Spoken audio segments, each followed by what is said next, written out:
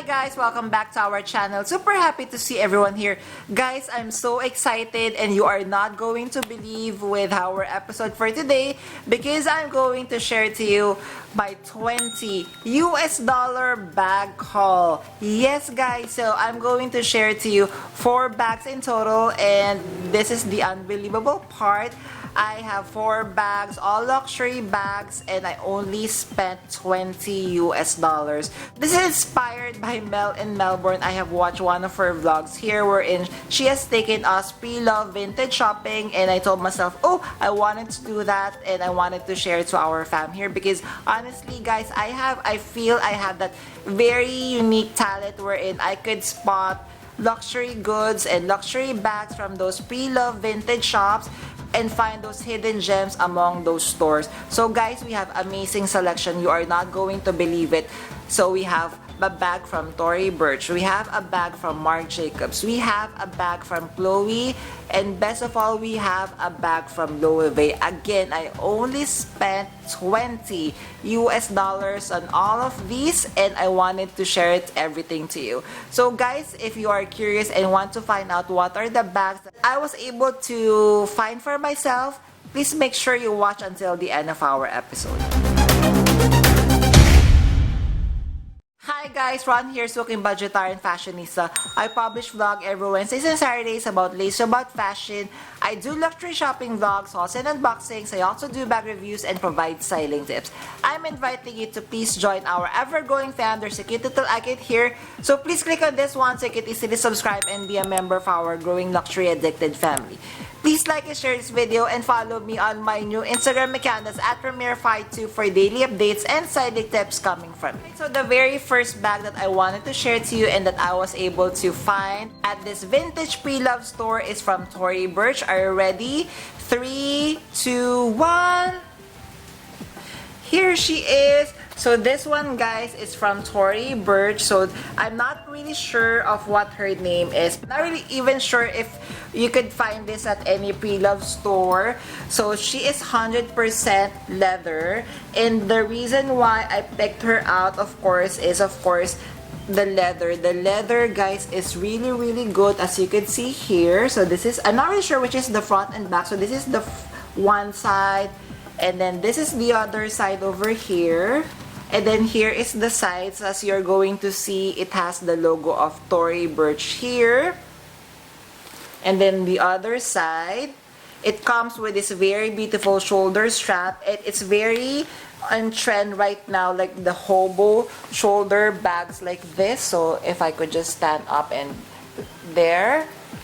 Then you're going to notice the chain detail. It's very delicious and it's very designed really well. So it has this metal part here, leather, metal.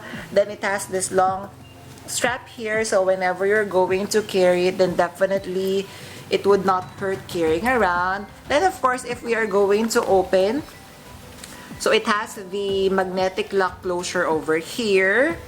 And at the back part, so I'm guessing this is the back part because this is where one zippered compartment is located, and here is the logo. So I am lucky with this one because such an amazing deal, and I believe because this one doesn't have any writings like the name Tory Burch, so I'm guessing the store is not familiar with the logo, so that's why they are selling this one dirt cheap. So if you're going to notice, so the inside of the bag is still clean. There, so it is a fabric, so it has a little smell, of course we cannot avoid that, but that is okay because I feel that would eventually go away if you're going to clean this bag. So this is the zipper, Tory Burch. And then, so this bag is very spacious guys. Definitely just look at the size. You could definitely fit a lot. Let me just get my laptop guys. So this is my laptop, so I'm guessing, let me just try if I could fit it in.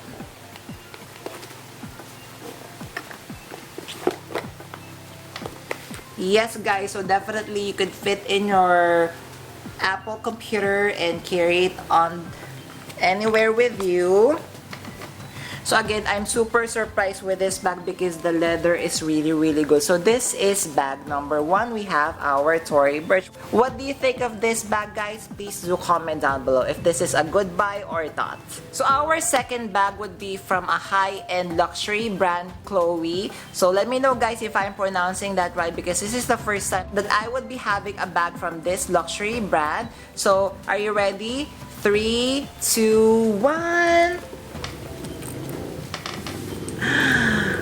Here she is, guys. So she is made of 100% lambskin leather.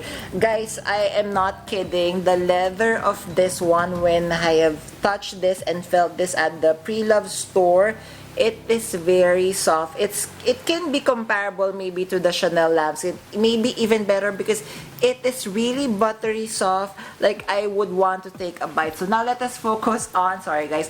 So let us focus on the design of the bag. So as you can see, she is a good size bag and you can carry it like this. And she has a logo over here. So she has a logo, ribbons of Loewe. Then this is the back. This is the side. So for the side, guys, there is a zipper so you can open and then close it. This is the bottom part. So the bottom part, she has 4 feet. And actually, there's something inside the bag. So when I have opened, so we can... Sorry guys, my battery just died on me. So anyways, here is what is inside when I purchased this one. So it says here, Lane Crawford Autumn Winter 2008. So I'm guessing this is a collection from 2008. So here is the inside of this very beautiful Loewe bag. So it has one zippered compartment at the back. So it shows here. It says here Loewe. Even actually the zipper pull or the zipper tab, it even is engraved the logo of Loewe. That is why, guys, I think with my experience, I'm not really an expert in authenticating luxury goods, but of course, as you know, collector of luxury bags, we have our own ways of determining whether a bag that we have purchased is like a dupe, a fake, or an authentic one. In with the 2 bags, actually all the 4 bags that I purchased from the pre-loved store, I could guarantee you guys that all I got are authentic bags. Plus, just look at the design, guys. Like, these are not like the iconic Loewe bags or Tory Burch bags that everyone would be making a dupe bags for. So the quality is very good. I really like the size. So here's another test. I'm not sure have I already tested. So I'm putting my laptop in. So definitely it could fit, easily fit, and it could fit a lot more. So there. So this is another beautiful bag that I got from my recent purchase, Hunting Luxury Bags. What do you think of my new Loewe bag? Would you say yes or no to this one? Please let me know on your comments below. Alright, so the third treasure that I was able to find at this very beautiful vintage pre-love shop is a bag from Marc Jacobs. So guys, OMG, so this one, guys, I wasn't unexpecting because if you're going to see, she is not the usual Marc Jacobs bag because there are no like logo in front. So here's the front, guys. Here's the back, the side, the bottom part, and of course the inside. So again, guys, whenever I'm shopping at this vintage places, normally I would just be touching everything. You know, I would make a feel like I would touch how good the leather is. If I feel that the leather is good, then that's the time that I would be inspecting the bag. And this is what happened when I found out this bag, because again, as mentioned earlier, I wouldn't know that this is a Marc Jacobs bag. So when I've touched it, then I've inspected it, then I've looked at the inside, then voila, I found a very beautiful gem. So here at front, you are going to notice this is a turn lock. So that's the turn lock mechanism. So the engraving of Marc Jacobs is over there. Then also on the rivets, you are going to see very, very small. I'm not sure if it's going to catch up in the camera. So engraving, there's also engraving at the bottom of the feet. And of course, if you are going to open, so we are going to see the very beautiful gold or hot stamping of the Marc Jacobs logo. I actually had a Marc by Marc Jacobs bag previously. It's a messenger bag. However, I gave that one as a gift. So this one, I'm so happy that I was able to get this one for a very good price as well, guys, because honestly, if you have been following me with my previous vlogs, I have mentioned constantly that I'm currently on the lookout for a medium-sized bag that I could lug everything inside of it. So as you could see here, I'm just going to stand a little bit. So it's really huge and my arms fits comfortably here. I'm not really sure if, for example, if you're wearing like a very thick jacket, if it would still fit comfortably. But if not, you could carry this one as a handheld, and you could carry definitely at the crook of your arm. And I believe you could also attach a shoulder strap on this bag. So there is a grommet here, and there is this piece of hardware where you could attach the shoulder strap. So this one, I'm so happy with this one. Honestly, guys, the leather of this one is really scrumptious. So she is not perfect, so definitely you could see that there are normal signs of wear and tear, but in general, guys, I would give this bag like an 8/8 rating. So definitely I would want to keep this bag because she is cute. And guys, I'm not really sure if you're familiar, Marc Jacobs is relaunching her 2000s style of bags wherein she has also signed up again Paris Hilton to be modeling that bag from the year 2000. If I could find a photo, then I'm going to put it here. And I believe this kind of bag also is on that 2000 era, and I'm happy to have her on my collection. Alright, so for the final piece, this one, I'm super excited. I was able to find a beautiful gem, and it is from Loewe. Are you ready? So guys, this one is actually being relaunched now. This is one of their archival design. So again, let me just show you. 3, 2, 1.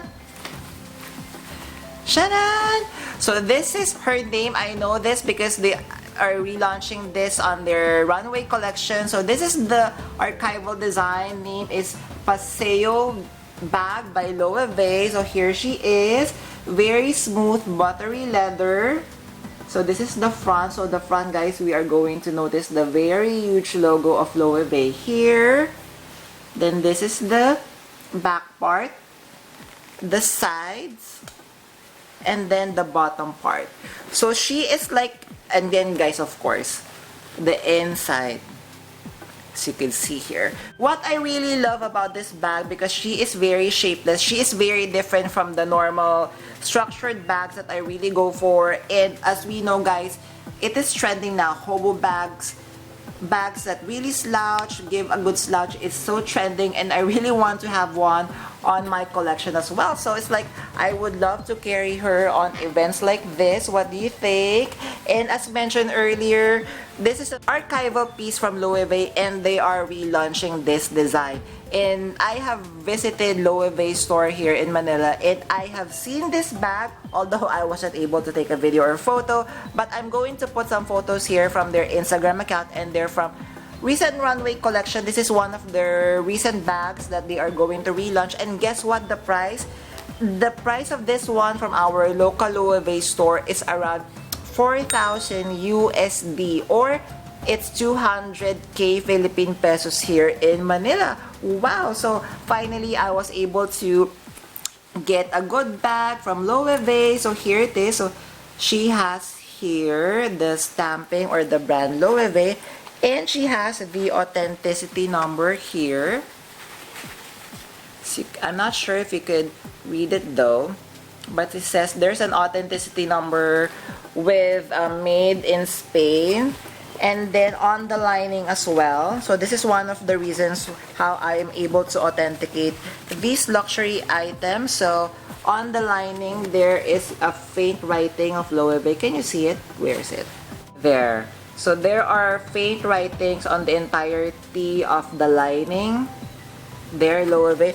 Plus, again, as mentioned earlier, this is one of the techniques whenever I would be hunting for vintage or pre-loved bags, is make sure that the style that you are going for is not like the classic super popular style, because those are the ones that are easily being faked or being duped. So unlike this one, and of course with the quality of all the 4 bags that I have got, so we have the Tory Burch, we have the Loewe, we have the Marc Jacobs bag, then we have the Loewe bag. These are styles that, of course, they're not classic, but they are still beautiful, and all the quality, guys, all the leather, they are so scrumptious and so delicious, and I am so happy that, you know, I went with my gut, I checked out the store, and I got me 4 new bags. And again, guys, I only paid for all the 4 bags $20 US, or that is around 2,000 Philippine pesos.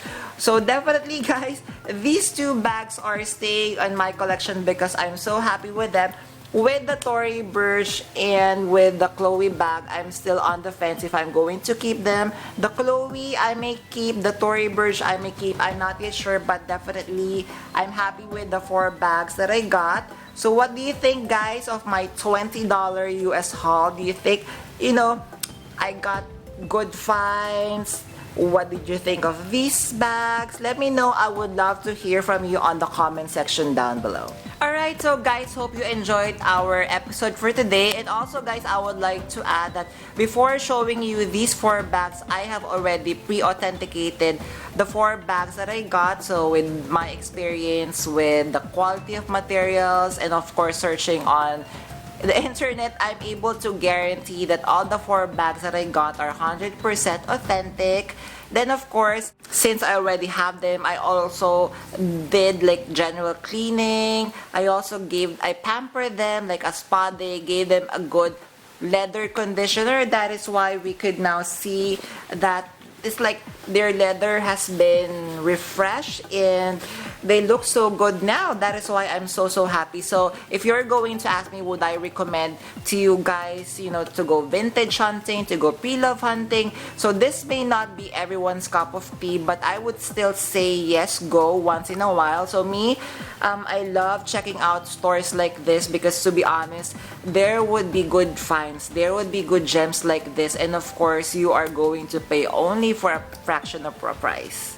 Alright, so before we end our episode, I'm inviting everyone to please join our ever-growing fam. There's a cute little icon here, so please click on this so you can easily subscribe and be a member of our growing luxury addicted family. Please like and share this video and follow me on my new Instagram account, that's @Premier52, for daily updates and silent tips coming. Million thank you for staying with me in today's episode. I'm going to leave a couple of videos here for you to check out. Please stay safe. I'm going to see each and every one of you soon. Bye!